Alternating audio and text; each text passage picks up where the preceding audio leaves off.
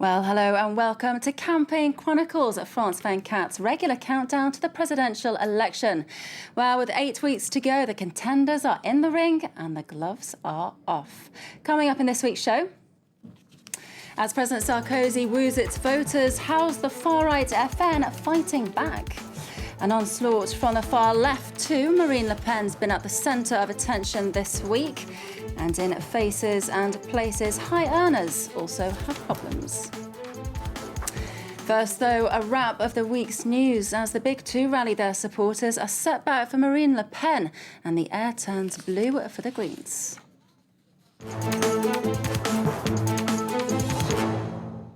Little known and little missed, Frédéric Nihus is the latest presidential candidate to hang up his gun.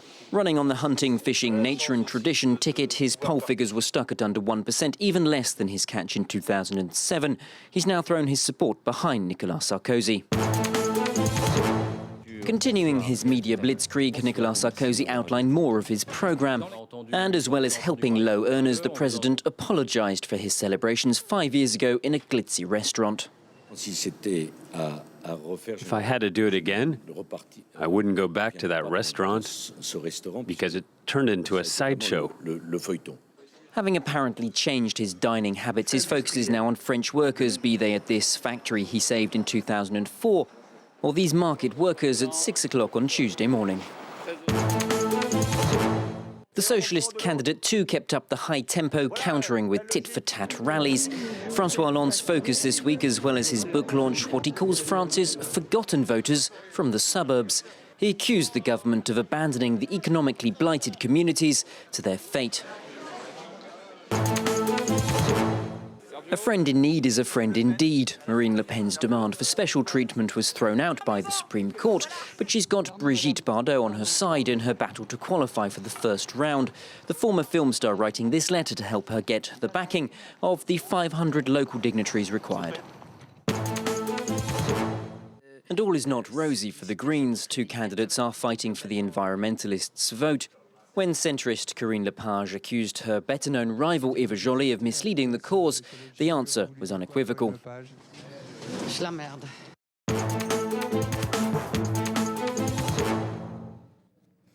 Now, one key of the campaign is winning over right-wing voters fed up with the current situation. It's at the heart of President Sarkozy's strategy, but as he veers ever further rightwards, it means the far-right candidate Marine Le Pen is being squeezed out. So her answer is focusing her attacks on her traditional targets. That means immigrants, Islam and, of course, Nicolas Sarkozy. Standing in front of a holding centre for illegal immigrants, Marine Le Pen may seem to be focusing on her party's traditional themes, but it's not her only target. This administration has been a succession of promises, spin doctors and hard-hitting messages, not with the goal of changing things, but conning the French into believing their president is doing something. Blaming the incumbent is increasingly a part of Le Pen's arsenal, naming the president a dozen times here. Now that Sarkozy is a candidate, the FN has returned to its favoured targets, immigration and Islam, even as they insist his campaign isn't influencing their own. No, it's not linked to Sarkozy's campaign. It's legitimate for the FN to talk about these issues because we've been talking about them for decades. Last weekend's party convention was a chance to remind the faithful of their priorities. That means condemning the spread of Islam. All the slaughterhouses in the Paris region make halal meat, and the customers don't know about it. As well as lambasting Nicolas Sarkozy once again. People of France, give Nicolas Sarkozy the red card. Send him off for good. Uncompromising words matched by her media appearances. You've been blinded by the need to defend a caste, the elites, and by your admiration for Nicolas Sarkozy. Back to basics then for the far-right party, tacit recognition that Nicolas Sarkozy poses a threat. Back in 2007, the president's victory was in part down to his wooing of FN voters. This time, his campaign is again based on values, as Sarkozy attempts to repeat that feat. Marine Le Pen, having initially threatened an upset in the polls, is currently on a downward trajectory. Indeed, she's close to the scores obtained by her father. For Jean-Marie Le Pen, still the party's honorary leader, the goal is to remind voters that Sarkozy is recycling old tactics. The more people that think like us, the better. French voters have to choose who represents them. But why bother choosing the replica when you can have the original? Marine Le Pen's original strategy was to transform her party into a more acceptable one. The paradox now is that to avoid being drowned out by the mainstream presidential party stealing her thunder, she's increasingly following in her father's footsteps. Well, I'm now joined in the studio by Mike Woods from France 24's partner radio RFI. Thank you for joining me, Mike. We just saw Marine Le Pen in action there, and of course, as we were just saying, there's a TV debate last night with Jean-Luc Mélenchon. What's the leader of the far left, or the far left candidate, got against her?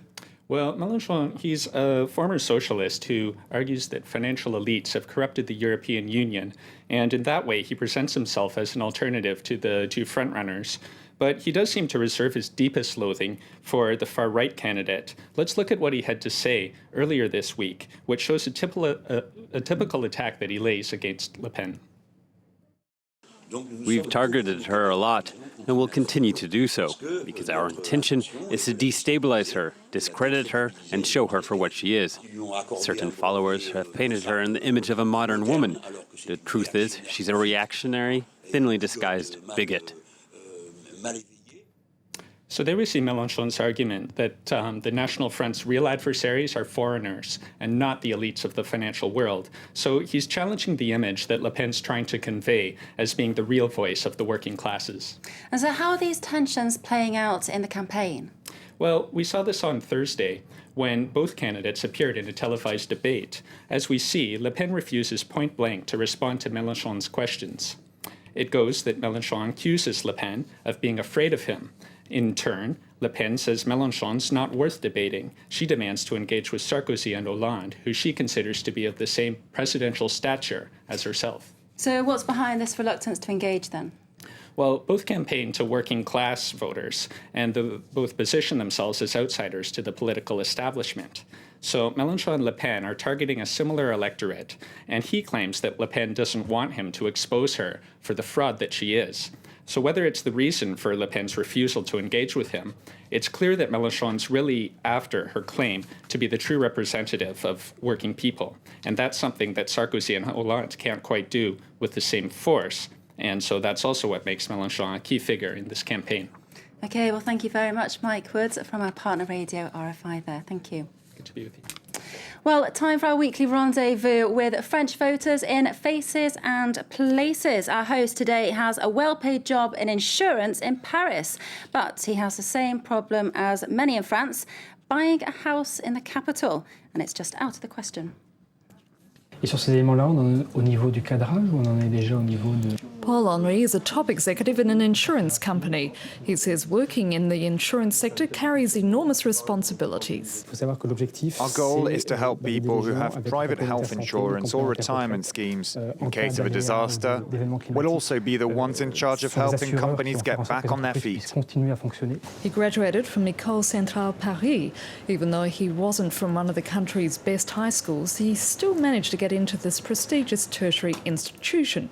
But he doesn't agree that these schools should have quotas for pupils from disadvantaged backgrounds. There are several possibilities, but the one that seems best to me would be to provide better educational facilities to properly prepare students who've finished high school and want to get into these prestigious institutions. Maybe they could be at a boarding school, but most importantly, be with people who want to study.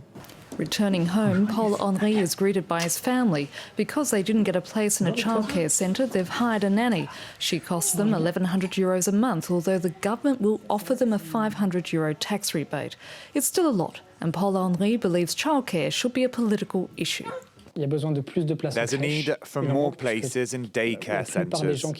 There is a real lack of them, as most people who require them don't get any. And there should be more incentives to hire nannies.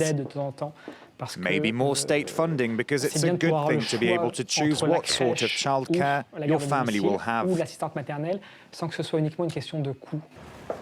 Despite his wife working as well, the couple couldn't afford to live in the centre of Paris. Instead, they rent a flat in Courbevoie in the suburbs and are angry about rising property prices. I believe that a while ago, a couple like ours would already own one residence and maybe even have a holiday home. That's a real issue for the middle class nowadays. We earn too much to be given financial support. But prices have risen so much that we do not have enough savings to buy a home, particularly in the Paris area.